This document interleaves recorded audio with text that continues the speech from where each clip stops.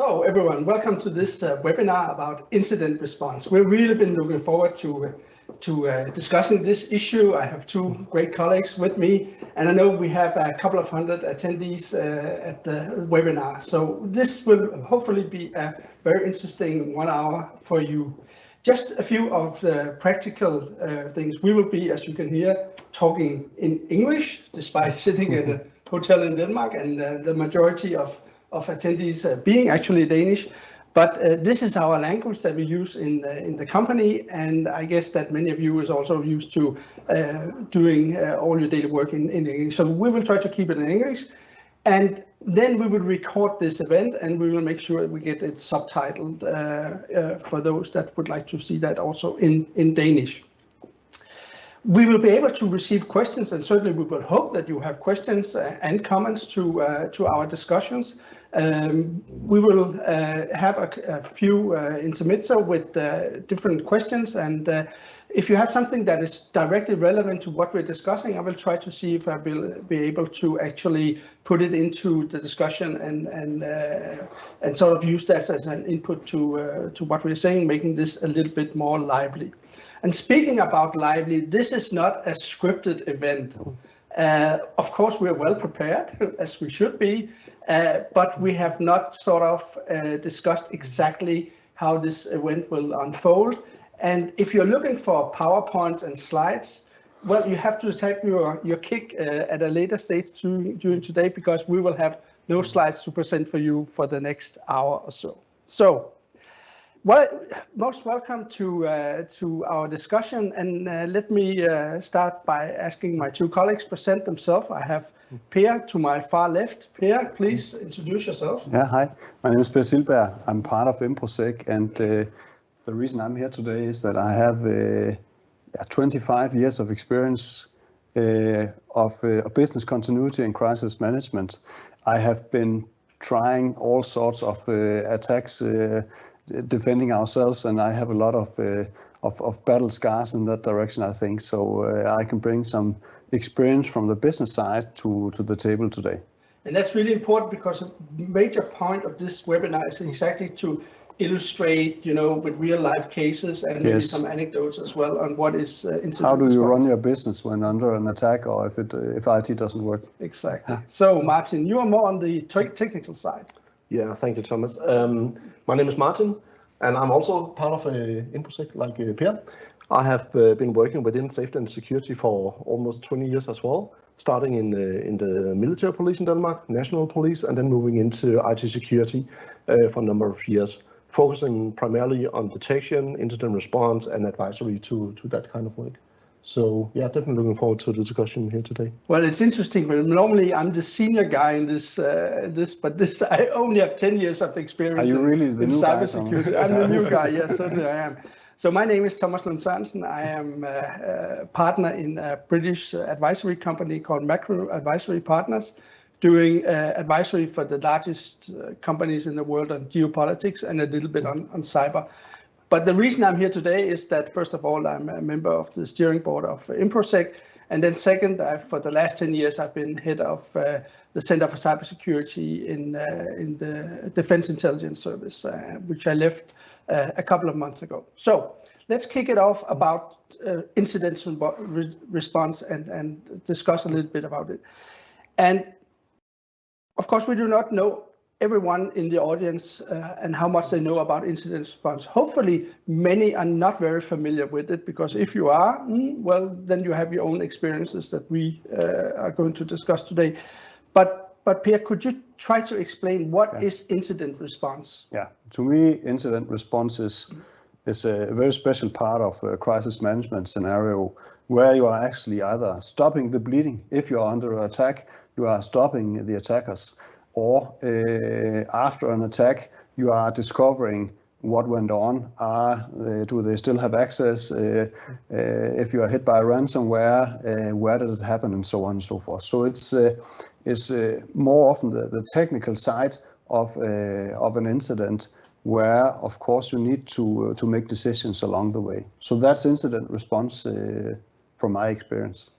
Okay, but so incident response is just a breakdown of systems due to flooding or due to power outage, or it could be stopping the fire. Incident response in an IT setting, it's more like stopping an attack or acting or running your systems or making them operable during an attack or just after an attack if you were hit by something. So it's a very intense part of your crisis response, whereas running the business, besides that, belongs to a different part of your crisis response. They're deeply connected, but incident response has a special seat in that regard. So when we are talking about incident response, it's very much when an actor from the outside are trying to manipulate with the systems that we run. Yeah, I think the most likely scenario would be an outside attack, or if you are hit by some malware that runs amok. Okay, but Martin, tell me, is everybody sort of will everybody experience incident response or need incident response, or is it something that is only for very specific companies or victims, if they're victims of outside intrusion? I think it's safe to say that most, if not all, companies operating with IT infrastructure at some point will become in the need of some sort of incident response. One thing is obviously the malicious attacker trying to get into your systems, or an evil insider trying to do some damage.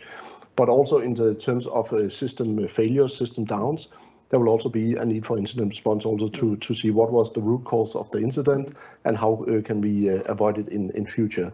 But it's not something that is only reserved for the major companies and enterprises. All companies who are reliant on IT would at some point could see themselves in a situation where they need a response to an ongoing incident. But if you look at the way that things are developing in our world, in IT world, many organizations are moving systems to the cloud. They are renting software as a service and actually sort of outsourcing equipment and software. Does that mean that you as a company, depending on IT but run by somebody else, is in need of incident response? I would still say yes, because despite that you are moving your workloads to the cloud, you are still responsible for the configuration to a certain extent, and you are also responsible for the data that you actually put into these services. So even though that you're renting your infrastructure in the cloud, you still have the majority of responsibility and accountability for the data. And cloud is just yet another data center in that regard. So it's not that different from when you were renting data center spaces on a local company, or if you had it in your basement yourself. But Per, I would imagine it would be different kind of incident response if you're not solely in control of your software, for instance. You would not get, as an incident response, you would not get access to Microsoft Azure Cloud. They would say, keep your hands off. So what kind of incident response do you need in that particular case? I think you always need the full spectrum of incident response, because you have the responsibility to make your business operable. And whether it's hosted or managed by somebody else than you need to be very certain and that they are handling that responsibility, and we also be very specific in order to have a good gut feel in the stomach, and being able to say, yes, they might outsource my data, but it's still my data, or it's still my systems, and they might run in the cloud, but it's just as so many says, the cloud is just a server room somewhere off-site or somewhere else. But eventually it could be a server room you don't have access to. Yes, yeah, that is true. And then you rely of course, that your vendor, that your outsourcing partner is actually able to help you out here, either by having an incident response team on their own, or that the incident response team that you might need to help you out actually are able to get access to the data, or contain the exposed areas, because that's then what you need to do. If you don't have access to it, you might need to shut it down so that it doesn't spread out. Okay, let's say that now we understand, okay, we are responsible for some kind of incident response. Yes. Do you always know when that time is when you need incident response? Is that clear? No, it's Martin? No, it's not. I would say that it's a large part of incident response is the preparation on what to do if an event or an incident occurs. But you can't know for a fact when that time is. It could be 24/7 around year round. So you need to come up with some sort of idea of a plan to know what to do when the incident occurs, because you can't know it for sure, unfortunately. And if I might add to that, I think it's more often that you are unsure of when you need it than you actually know when you need it. Even if you are under attack and it goes very fast can mean hours. So, and I've actually tried to being prepared and ready for activating incident response that could be an 8-hour startup. So just to be ready to hit the button and getting things started, it can take a long time. Imagine a ransomware attack, if you are especially a larger company that you have attacked in one end of the world. It can take, if you are unlucky, it can take minutes.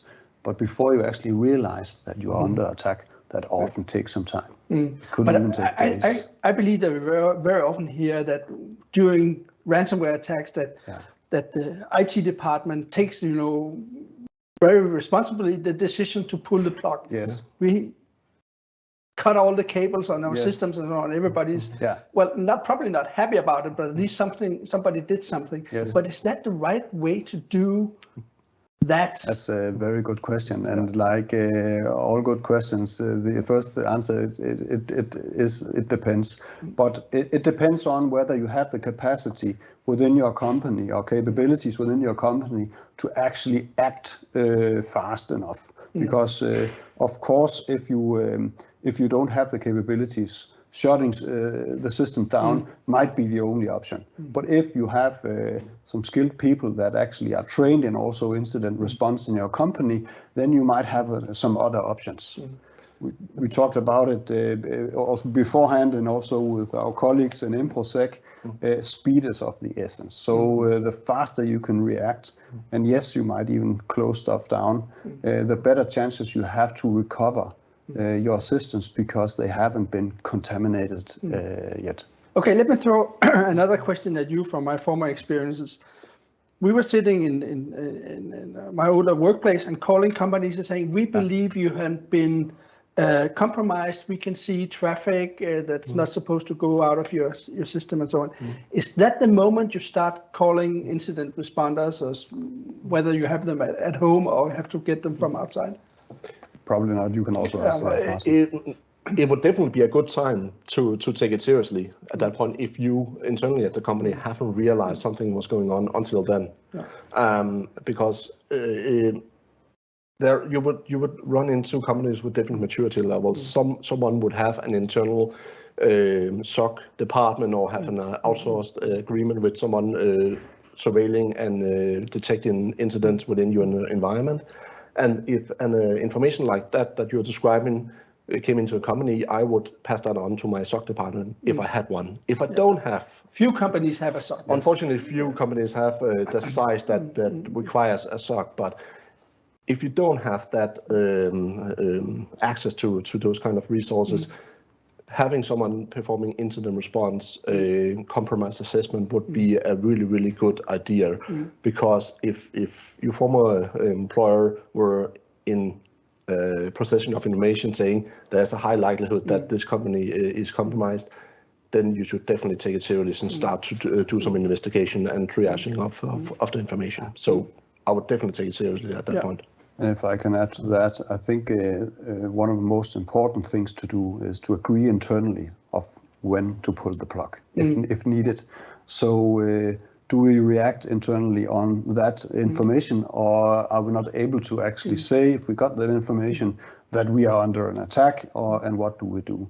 So determining that you are under attack, that you are in need of the incident response or crisis management setup, that is an active decision that must be made, so that it's not a random case of panic that just sets things off because you might be shutting down your systems that supports your business. Yeah, but if we can just challenge that point, because you know, from my experience, there's actually a lot of, and it's always in the IT department where somebody says, this is bad, let's pull the plug. And very often they're very commended for that, and people say, okay, that was the right call to do. But there's never been like an internal discussion on who has the competences to do that, who's allowed to do that. And that leads me to the next part of our discussion, that is the preparation for incident response. What is, you know, if you say, okay, I will prepare myself, so if in case bad things happen, I will be able to perform incident response or call somebody to help me perform incident response. How should a company like that prepare itself, Pierre?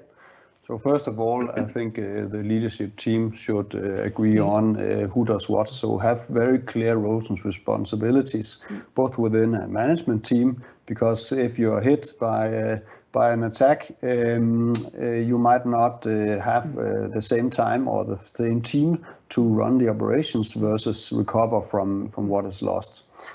So get your roles and responsibilities straight. Then agree on who does what.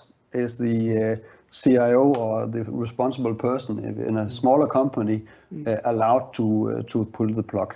So that is a discussion that is essential to have, and it doesn't have to be a complex discussion.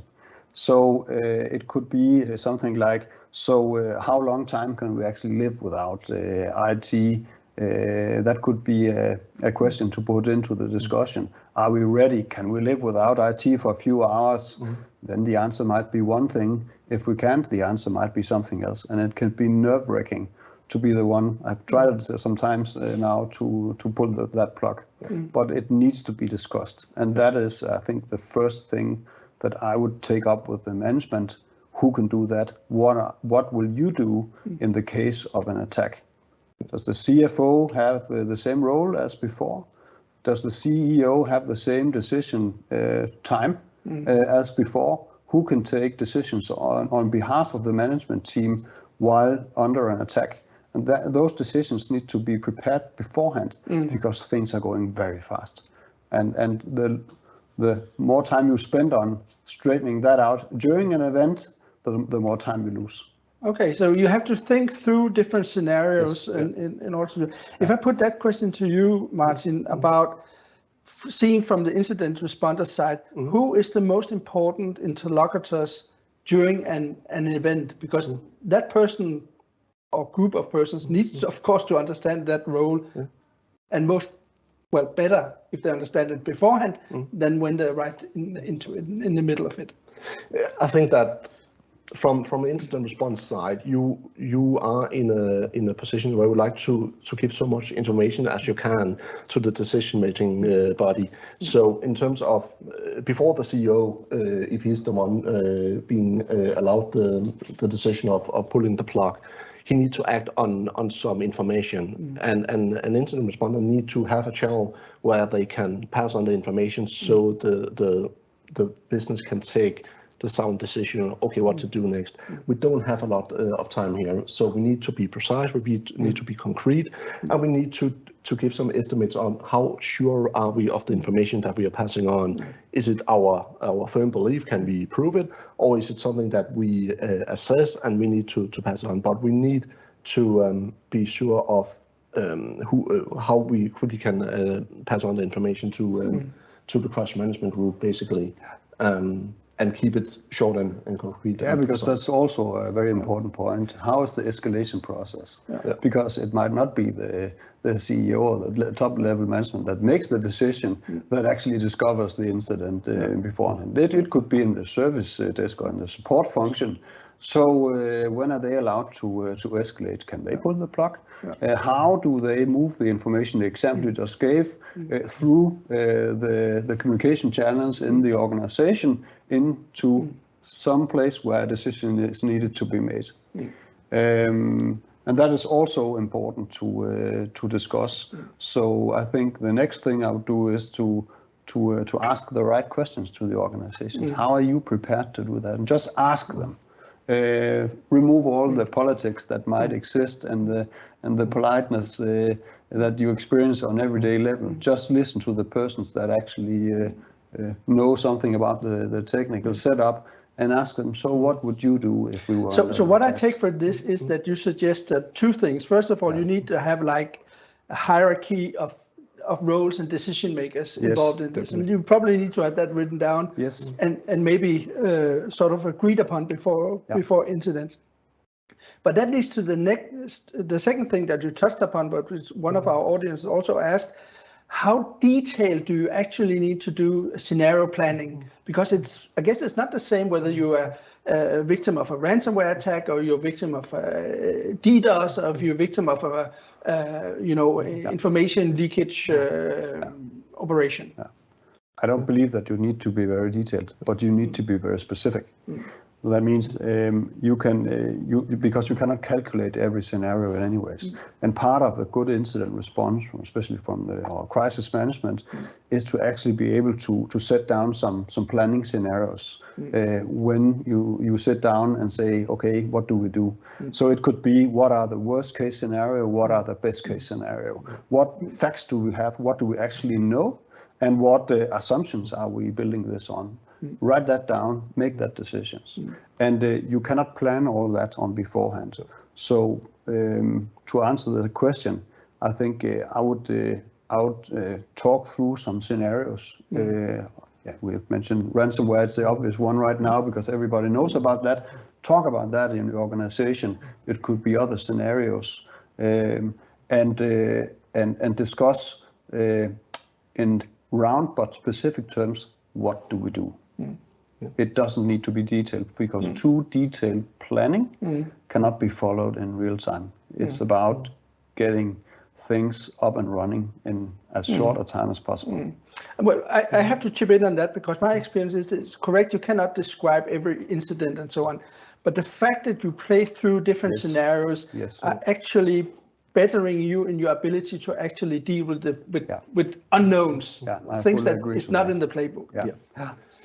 For instance, to add on basically both of your comments, also to change some of the game rules on a daily basis. For instance, if a company is compromised and, for instance, we don't have access to our primary communication channel, that could be Microsoft Teams, for instance, that we have learned to live with during COVID.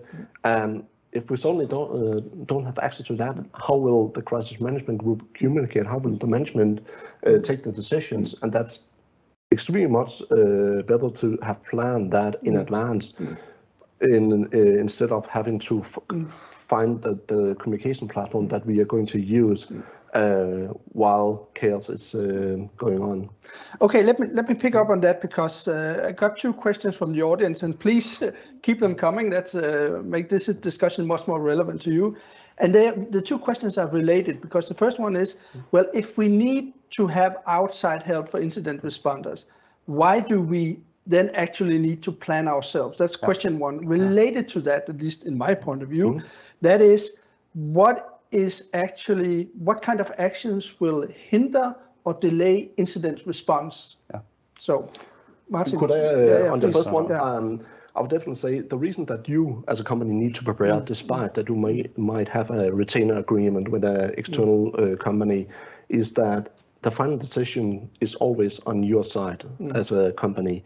Your incident responders are often the specialists come in and helping identifying what happened, how we can we contain it, how we can recover from the incident so that you can go back to your normal business. But in that chain of events, there are a lot of decision making you as a company need to take. For instance, how to communicate to your customers, to your stakeholders. That's not something that the incident response team can do for you. They can definitely advise you, but you need to be sure who is doing the communication, who is taking the interviews, talking to the press, and so on. So that's one part of a reason for preparing. Yeah, I fully agree to that. So how do you communicate internally and externally, and also how do we plan on moving on within the company? I think also to answer the first question, I would always advise to have at least a coordinating person to help out an incident response team that knows a little bit about the systems. Even though if you have a small company and you only have one IT responsible, make that person, train that person in receiving help, because that can also speed up the process. Because you imagine you have an outside team coming in. Yes, they can do some really cool stuff, fixing the problem, but they don't know your setup. They don't know the complexity that you might have. They don't know the little tweaks and bends that you have made in your systems.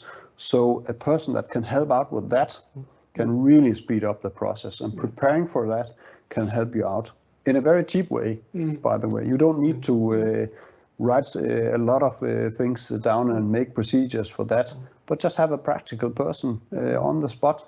And preferably, if that person can be trained in also helping out to make some forensic analysis, or to know how the incident response planning is done, that would even be better. And that can be done over time. If you are hit tomorrow, and then I'm talking to the audience now, if you're hit tomorrow, what would you do? Have that person coordinate an outside team to help out. That can be the I'm sitting and smiling at you because you're so diplomatic, and you said, yeah, we can speed things up and so on.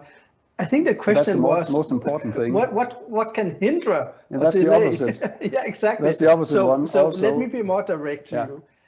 What if you arrive at a company and you don't have like rudimentary network drawings? You don't have any kind of logs and stuff like that. What then? Then you are in the deep water. Yeah, it just takes longer time, and so it's the opposite scenario, right? But you still be diplomatic, I understand. Yeah, but if you have an organization where the incident response team is just left alone, then they have to guess everything during the event, and that just takes a lot of time. If you don't, how often does that happen? Yeah, I think it happens. I don't know. Too often. Too often. To be honest. Yeah, at least too high an extent. So one lesson of this segment of our discussion is prepare yourself. Yes. On all the things, the roles. Have a person that is really the go-to, that understands the business, as well as hopefully a little bit of the digital business model. Yes. And then second, there are technical elements that needs to be in place in order to perform efficiently. It's not that we cannot perform, but to perform efficiently, the basics need to be sort of in place. I think that you mentioned earlier on SolarWinds as an example, and just to elaborate shortly on that, we had an incident that was initiated 6 months prior to when it actually got identified that we had the incident. So in order to perform incident response forensic, you had to move back 6 months. And I know that you can talk a lot more about that, Thomas, but it's just to the context that if you have an incident in a company and your domain controller's log is overwritten within few hours, and it's 6 hours since that you identified an incident, called some incident responders, a lot of important evidence can be overwritten, basically, and that's part of the preparation. How long back can we actually go on our to do our forensics and look through logs and alerts and so on? So that's part of the preparation. How well prepared are we for when the fire starts? Okay, let's move forward and imagine the situation where, well, things are relatively well prepared. The organization has a relatively good understanding of its own IT infrastructure and so on. And then bad things happen, and you are called in. Other persons are called in from outside to help incidents on. What will happen?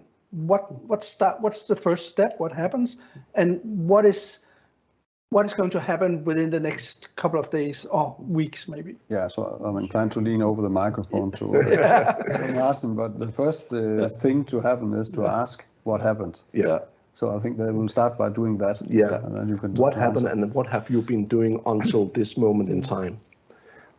That's some of the most important thing to cross off. And then if we come in as a response support in a company that we don't know, we could, on a daily basis, we call it a walk-in, then we have a lot of information to collect about what is the environment that we are working on, what is the company that we are supporting right now, to get an idea of what we are going to deal with in the days to come. If we are more prepared as a response service, we have already had that discussion prior. That's part of the preparation when going into an agreement with a company like InfoSec. But we will start to get an overview of what happened and what do we know at this point, and what have you been doing until now. And then we will start to gain access to the relevant systems in order to start our investigation. To figure out, okay, how widely spread are this incident? Can we identify the root cause?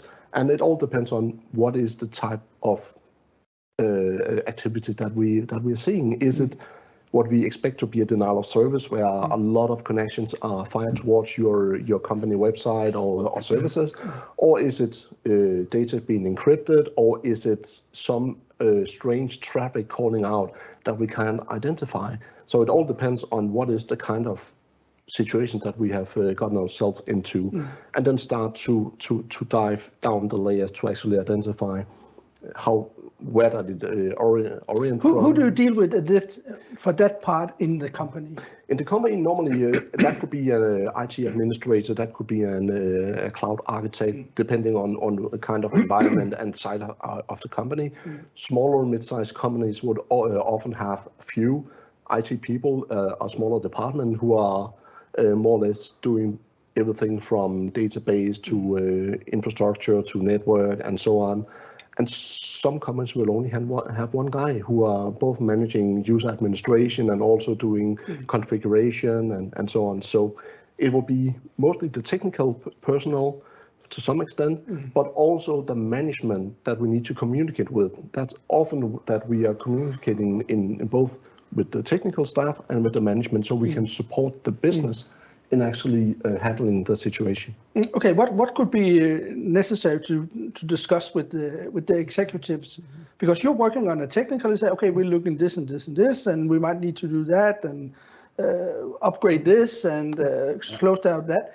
But it's not you who's going to take the decision. Well, of course, it depends if you got the mandate to do that. I'm pretty sure you will be able to, but it's probably management that needs to be involved at this stage. Yes. So be clear on what is the mandate, but also the incident response team would be the ones that are providing the executive layer with information and facts about what is really going on, and also can give a hint on, do we actually know what is going on at this point in time? How long will this take? The questions that Martin also proposed to ask is where did it happen, what happened? All of that is something that the incident response team can answer, but it needs to be coordinated. So they need some time and space to work with the help from the ones that are hopefully there.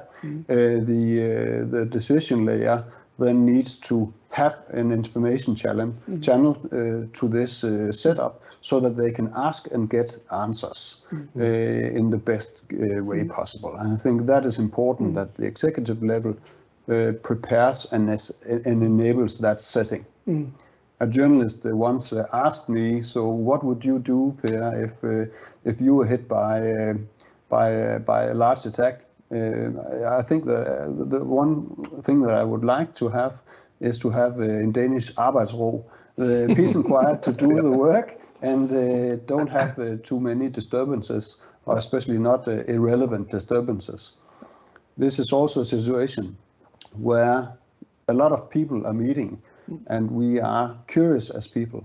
And if we don't have answers, it is in our nature to seek those answers. Therefore, it is very important that you coordinate this line of information Also so that rumors don't get around. Get the facts channeled into the decision layer, but also if you are running by an assumption, because it's okay to have assumptions, just know that it's an assumption and communicate that it's an assumption. So this communication channel is extremely important. Okay, this is interesting because I've been seeing that from many different sides, and one of them is actually when we have an incident, journalists are quite interested in what's going on. Yeah. So do incident responders, do they talk to journalists during intervention or? I would not recommend that. No. I would recommend that it is an appointed person who are actually trained in having communication with the journalist and press in general, and not the incident responders, because as Pierre said, they are deeply down in the engine and trying to figure out what's up and down in the situations that we are investigating, and having the bandwidth to also address question from a journalist is not something they should focus on. I think that where I'm going at is how sure can you be as a company that the information that you get as an incident responders on various things, you might see interesting data, you might see stuff that is maybe not very well constructed in IT and so on.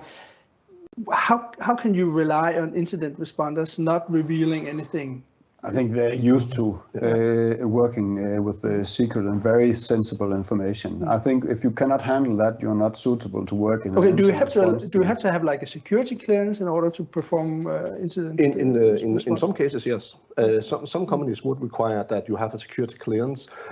As a standard in our company, we are vetted that we have clean criminal records, and if customers that we are working on with have a demand on security clearance, the team going out to perform that would obviously have a NATO clearance or equivalent. It's case specific. Yeah. For the clearance part. Yes. Yes. I could understand that.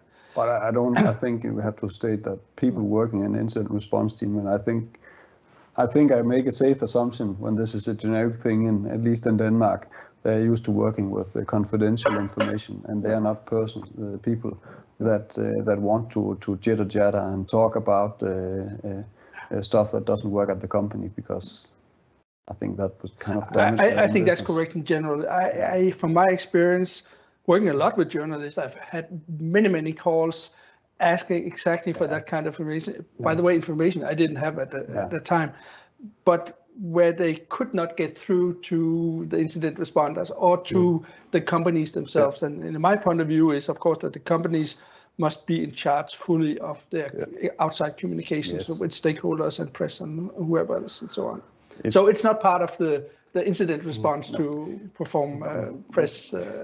We are happy to give advice to the stakeholders and the management that need to address the journalists, but I would highly recommend that they are taking that task themselves. Yeah. Actually, I would recommend that preparing for an event like this, pre-writing a statement to the press and also internally in rough terms, so that you can easily adjust, will save you time, but also make the communication clearer. For example, we know this now, we don't know this. We'll go back, or we will go back to you when we know more, so that you can actually create and steer the communication instead of the external. So what I hear you saying, Pierre, is that the things that we started out discussing, preparation, communication internally and outside, is actually something, and I believe that's correct, that you can prepare for. Yes.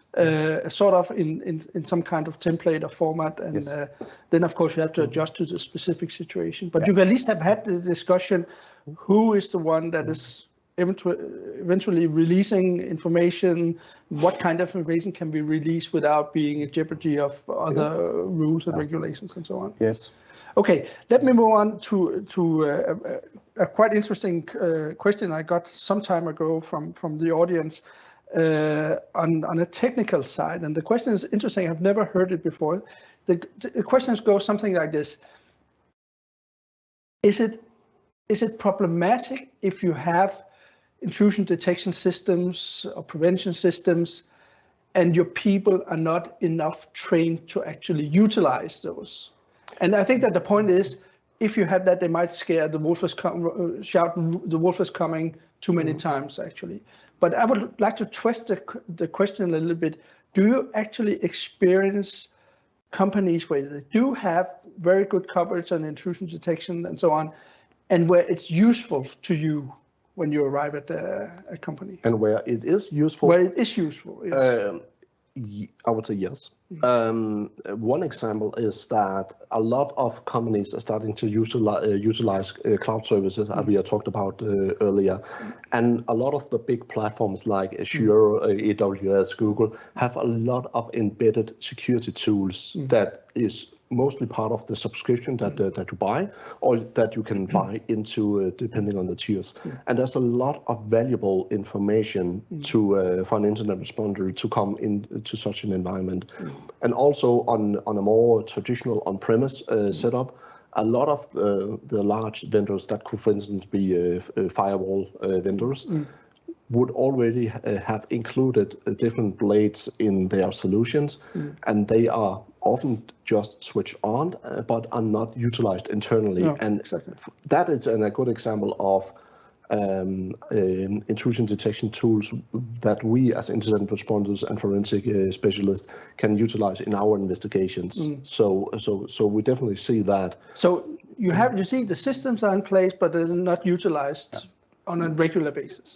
That's quite often the case. Yes, there are a lot of controls already enabled, but the correlation and the follow-up is not being dealt with on an ongoing basis. Okay, so it's a little bit different than the question that was asked, whether we will use those systems without sufficient knowledge to acquire wolf. Yeah.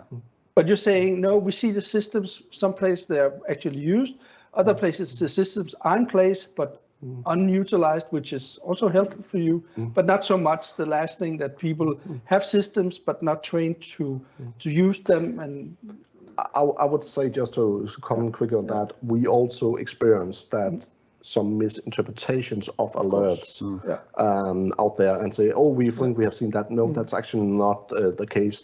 And that's also a thing a external company or retainer service can support with. Say, hey, we have seen this in our system. Do you think this is something bad, or what is your advice? That's also something that you can get external counseling on, either for a company or if you're part of critical infrastructure from government side and so on. Okay, but so listen, that sounds to me that, well, we might see that situation arise, but it's better safe than sorry. Better call one. I think if you have a system that discovers behavior and you're not utilizing it, yes, perhaps you'll get some information that you can serve to the incident response team. I think if you have that, you should ask yourself the question, so why did we invest a lot of money, because those systems are very expensive, if we are not utilizing it? Could that be a conclusion from incident responders' point of view after have dealt with a specific case, or maybe a case that wasn't a case, false positive? Could that be one of the advices that you could give and say, okay, you're overspending on this? Yeah, or at least utilize that if you want to have the system, that you also enable the process so that the information can be utilized on a daily basis, perhaps in an internal incident response process within IT. And if you have a system that you set up that cries wolf because it's too many times, because it creates too many false positives, then again, I will hope that when you are installing this or setting it up, that you're also tweaking it so that you actually get the right information out. But yes, for that you need to have persons with sufficient training to do that. Yeah, and if you don't have that, why buy the system? Unless it's because to load some data in case of incident responders coming to visit, and I don't think Martin. that's the value. Yeah, just to end that, my day job is Director for Detection Advisory, so it's kind of in my field to go out and talk with companies. How can you get the most out of the controls and the systems that you have already in place? And it's not uncommon that we actually see situations where companies have too much logging enabled. And when I say too much, it's because you don't get any real value out of that. So we actually have experience where we can lower the cost in a detection advisory situation, because you don't get value for the investment that you are having right here. And that's also to follow up on Per's tweaking the systems to actually do it more clean in terms of alerting and detecting. Okay, now let's dwell just a short moment into the incident response process itself. You got people, the company got people sitting, working together and dealing with this incident. What they start performing network analysis, I guess. They want to see what is happening on the networks. What then? That analysis can take us different ways, because that could lead into some files that we would like to investigate. That could, for instance, let's say the situation could be a malicious email that have been received and some attachment or link have been executed. We would like to investigate what was actually the package that was delivered, and taking that to our labs and start to see what is actually the IOCs, the indicator for compromise within this package. What does it do when it arrives on the system? So there can be some file investigation. So that's the forensic part. That's a forensic part, yeah.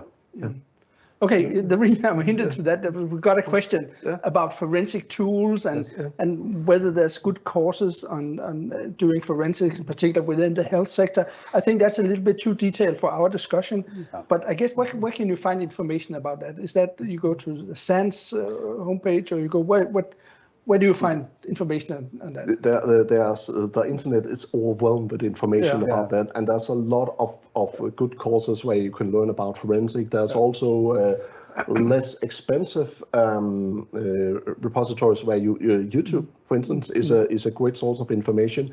There's a lot of online training courses where you, for a small investment per month, like $10, can go into the various labs and actually try out yourself and get acquainted with different tools.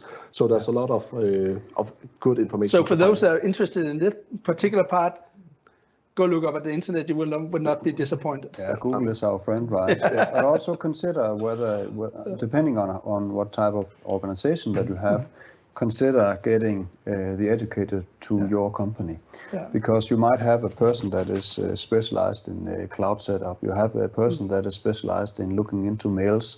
You have somebody that looks into hardware specifically, and they can be taught to work together to make the best of the situation if you are attacked. So educating them as a team often brings good results. I have had a lot of good examples on that in my previous work. I would say a quick addition is also there's a lot of great communities in Denmark, free communities, where you can meet up at venues. You can have virtual meetings and so on for no cost, and have a lot of sharing of experience. So there's a lot of great communities also to look at. Super. Back to incident response. A couple of questions from our audience. Interesting questions. First of all, how long time does an incident response activity take? Is that done by a couple of hours? Or? No, I have never experienced that it is done in a couple of hours. I've experienced more that it can take days or weeks, depending on the complexity of your setup.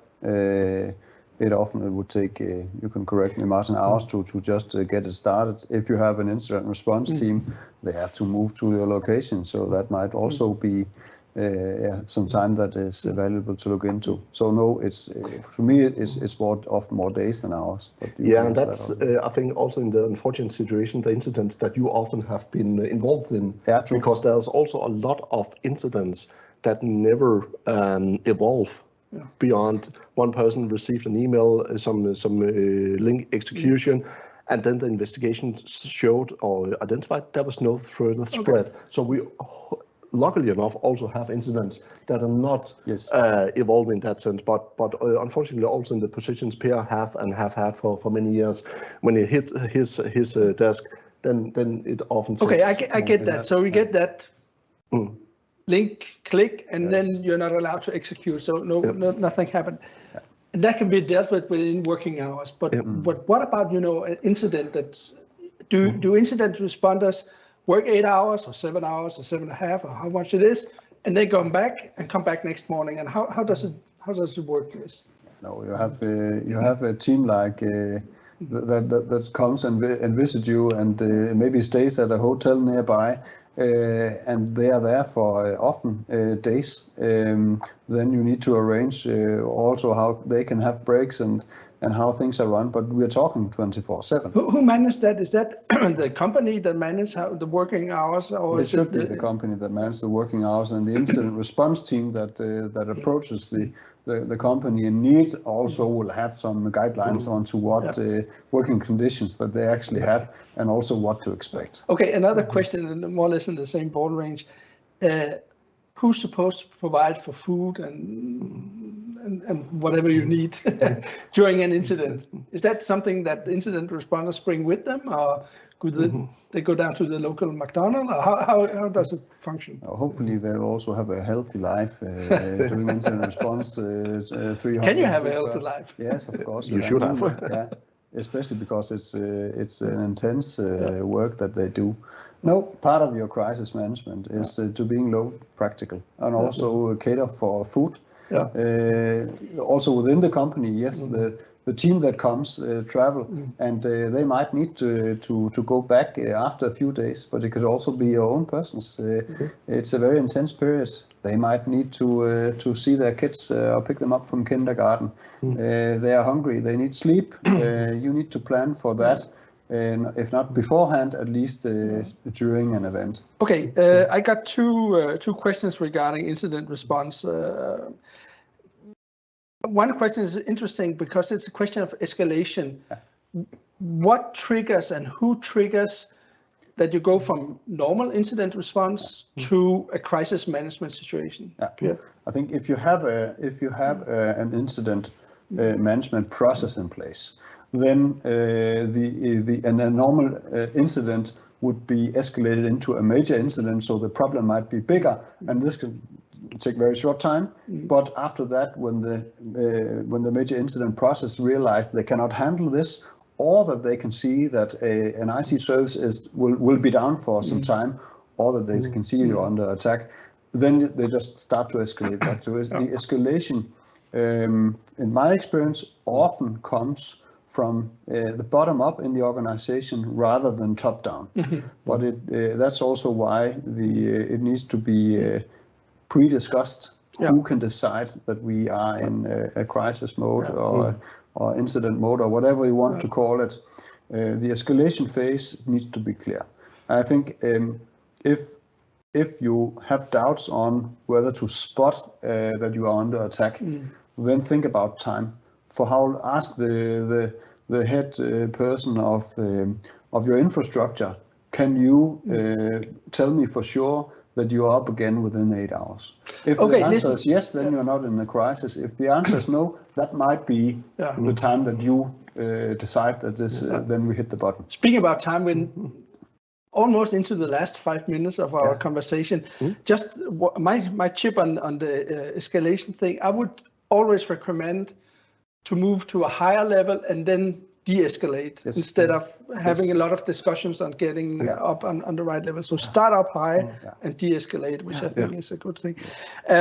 Okay, so follow up on incident, and I need you to be short and sweet on this. What happens after an incident? What the customer, the client, the company, what are they provided with? Yeah, so I think you can ask on the technical side, there's a cleanup task that can be very cumbersome. Imagine that all of your systems has been closed down. If you have a production line, might not be something that you can just start up. If you have a planning period where you plan for in a long horizon, you might not be able to pick that up quickly. That's also why I think the expense of being hit by this is not whether the ransom that you shouldn't pay is expensive or not, it's the cleanup part. And it's not what you need to pay for the incident response team that is most costly either, it's the cleanup part. So you have to get your business up and running after it has been closed down or large portions of it has been closed down. You might have legal tasks to do. You might have communicative or image tasks to do afterwards. Also financial tasks where you made decisions otherwise during that time. So that is something that is a heavy load afterwards. Okay. And then I'll And very shortly on the technical side, incident responders would normally deliver a report with what happened, a thorough description on that, and also some lessons learned. What could you actually consider to change in your infrastructure to avoid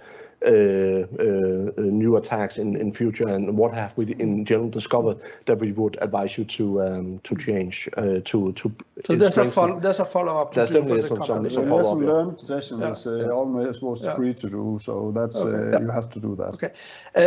One thing that we haven't touched upon, but what I find personally very important is based on my experience from the SolarWind case that we had, where I think that 150 Danish companies were hit at the same time, none of them very severely, but I think that every incident responder in this country was actually busy working with, I think, like 70 or 80 different companies. And I felt that my former position at that we were maxed out. There was no more capacity in this country for doing incident response. Is that a situation that we might arrive at a certain stage in the future? Yeah, I think if you look, and now I'm guessing, if you look on a horizon in the next 5 years, I believe it's more likely that you will get hit than you will not. So whether it's a large attack or not, that is not for me to answer. No. But the increase or the speed of building capacity in Denmark does not happen as fast as the increased likelihood of getting an attack. So I think that is a problem. Okay. Martin? Yeah, and unfortunately, I have to agree that we will see other situations in future. That history has shown that, and also recently with other attacks and vulnerabilities. So we, as a company, are doing our own considerations in terms of how to prepare most for that, both in terms of educating people, but also to limiting how many companies we will actually sign up on supporting. So we are most secure that we will be able to support them in the time of crisis. But normally you would call out incident responders when you need them. Yes. But you cannot be sure that you have them at that time. Or is that what you're addressing with that? Yeah, I would say that if you go out and call a company today or tomorrow delivering response retainers, then you are actually signing up for an agreement that you can count on the company to support you. If you don't have that agreement, you can try and call, but you will most likely end back in line with no certainty that you can actually get help within 72 or 96 hours. And can you be sure that incident response companies, providers are not taking on too many customers, so they in reality is not able to provide the service? You need to do your due diligence when you go out and have a dialogue with customers. Say, how can I be certain that you are not overwhelmed when the next SolarWinds arrived? So that's part of the due diligence. Yeah, and I think that you need to ask your vendor that you make the retainer agreement with. When they say, yes, we can prioritize you, ask them, how will you do that? Yes. And that is a question that they should be able to answer. I know that we are also escalating capacity so that we can ensure that, but we can also answer how will we do that? And they should at least be able to do so in order for you to feel safe with the insurance that you actually just purchased, right? Perfect. Thank you very much, Martin. Thank you very much, Per. Thank you very much, audience who has been listening in to us. As I said before, you can refind this at YouTube at a certain stage with Danish subtitles.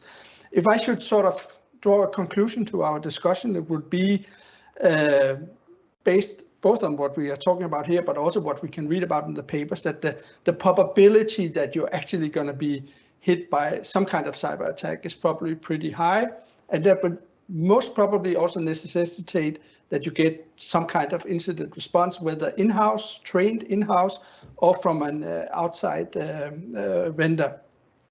And the second thing would be what we spent quite a lot of time on discussing was the preparation. The preparation you need to do yourself within a company with emergency planning and clear definition of roles. We talked about communication and stuff. One thing we didn't talk about, but is from my experience, you actually also need to have not just incident responders, but somebody to document what is going on, because of outside regulations, depending on the sector that you're working in. So you might need some kind of independent eyes on what is happening. And the third thing, as we just talked about, is, well, there is a limited capacity in this country for incident response. And of course, we can get resources from outside, from other countries. But it might be interesting to look into some kind of insurance of having, some access to a capacity of incident response, whether that being from the number of companies we have in Denmark. We have 20, 30 companies that can provide that kinds of things. So thank you very much. Thank you very much for all the questions that you put to us, and sorry for those we didn't reply on. But I hope you enjoyed this discussion. I certainly did. Thank you very much.